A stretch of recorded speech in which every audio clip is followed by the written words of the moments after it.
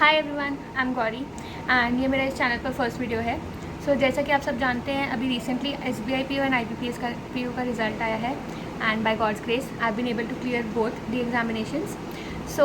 आज मैं अभी प्रैक्टिस टेस्ट देने वाली हूँ QRE का, because I am preparing for RBI grade B. आप लोग भी मुझे बताइए, आप किस किस एग्ज़ाम्स के लिए प्रिपेयर कर रहे हैं? क्या आप भी RBI देना चाह रहे हैं या फिर JIB के लिए प्रिपेयर कर रहे हैं? What's your next step? And मैं वर्किंग एस्पिरेंट हूँ, सो मुझे टाइम थोड़ा लिमिटेड ही मिलता है। मैं मोस्टली ट्राई करती हूँ कि प्रैक्टिस टेस्ट के थ्रू कर पाऊँ। मैं ज़्यादा यूट्यूब वीडियोज़ एंड लेक्चर्स इतने नहीं अटेंड कर पाती। What is your strategy? Late me no in the comments below. ये है मेरा सेटअप। जैसे कि आप देख सकते हैं, मैंने सामने ही सिलेबस लगवा रखा है इकोनॉमिक एंड सोशल इश्यूज़ का and general finance and management. And मैं अभी अनुजंदल की वेबसाइट से करने वाली हूँ टेस्ट। प्रैक्टिस टेस्ट 10 है ये।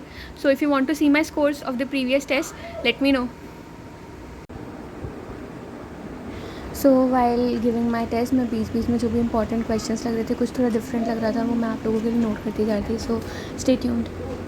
थोड़ा मतलब ये ट्रिकी हो सकता है थोड़ा सॉल्व करने के लिए, बिकॉज हमारा आंसर आ रहा है इन billion rupees, that is 5 billion rupees. आपको इंटरनेशनल नंबर सिस्टम भी पता होना चाहिए कि हाउ टू कन्वर्ट दैट, है ना। 5 billion rupees will be 5000 million. अभी कंफ्यूजिंग हो सकता है कि 500 मिलियन होगा या 5000 मिलियन होगा। आपको वो कन्वर्ट करना भी आना चाहिए। आई ऑलवेज सजेस्ट कि इसे जो ईजी केसलेट होती है, like 3-4 liners, that is the best. We should definitely solve them. 1 या 2 क्वेश्चन इससे आते हैं, बहुत जल्दी ये सॉल्व हो जाता है। यहाँ पर पूछा है कि average profit percentage per month in the second half of the year, but हमें कहीं पर भी इस क्वेश्चन में सेकेंड हाफ के बारे में डेटा ही नहीं दिया है। इस क्वेश्चन का आंसर हम नहीं दे सकते, तो ऐसे क्वेश्चन आप जस्ट सेकेंड्स में कर सकते हैं। मैं मोस्टली केसलेट्स में क्या करती हूँ, I start with 2 cases. And तक जाते ही वो यूजुअली कैंसिल आउट हो जाते केस। जैसे लास्ट पॉइंट में हमें पता चल रहा है कि N is not the second least power consumer, तो इसमें भी 2 केसेस बन सकते हैं। लास्ट में UPR भी आ सकता है एंड RUP भी आ सकता है, बट यहाँ पर यूनिट्स दे रखे हैं 160 यूनिट्स, मतलब RU से कम कंज्यूम करता है। इसमें हमारा केस कैंसिल आउट हो जाता है। तो आपको ऐसे पॉइंट्स बहुत ध्यान से देखने हैं कि जहाँ पर आपके केसेस मिनिमाइज़ हो रहे हैं, वो धीरे धीरे क्रॉस होते जाएंगे एंड फाइनली आप एक ही सॉल्यूशन पे पहुँचोगे। अब क्वेश्चन के लेवल में डिफरेंस कैसे आता है बैंक PO में एंड RBI ग्रेड बी के लिए?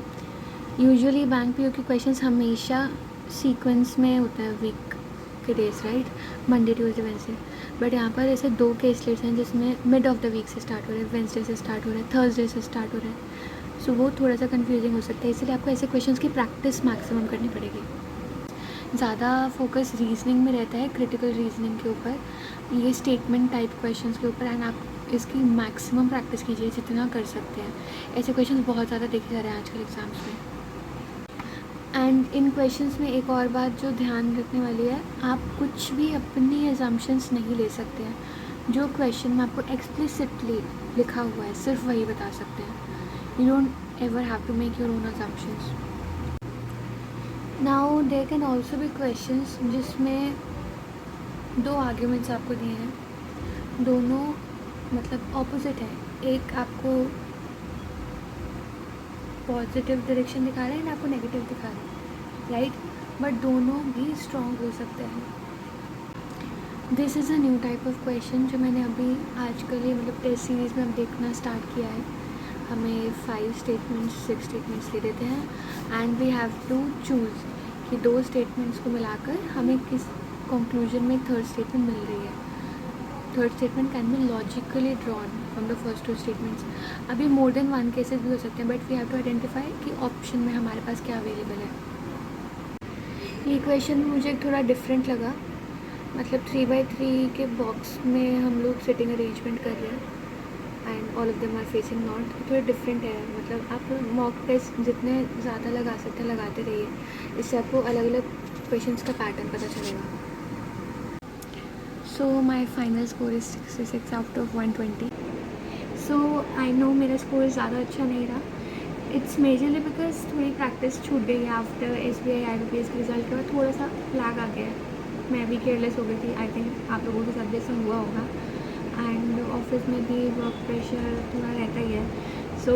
जब तक एग्ज़ाम सामने ना हो ना, मोटिवेशन नहीं हो, तब तक उतनी प्रैक्टिस अच्छे से हो नहीं पाती। दैट इज़ वाई अब मैंने दोबारा से अभी रीस्टार्ट किया है, दोबारा से प्रैक्टिस करना फॉर RVPP। एंड आप लोग भी बताइए कि आपके साथ भी ऐसा होता है, अगर एग्ज़ाम दूर है तो आप थोड़ा सा केयरलेस हो जाते हैं,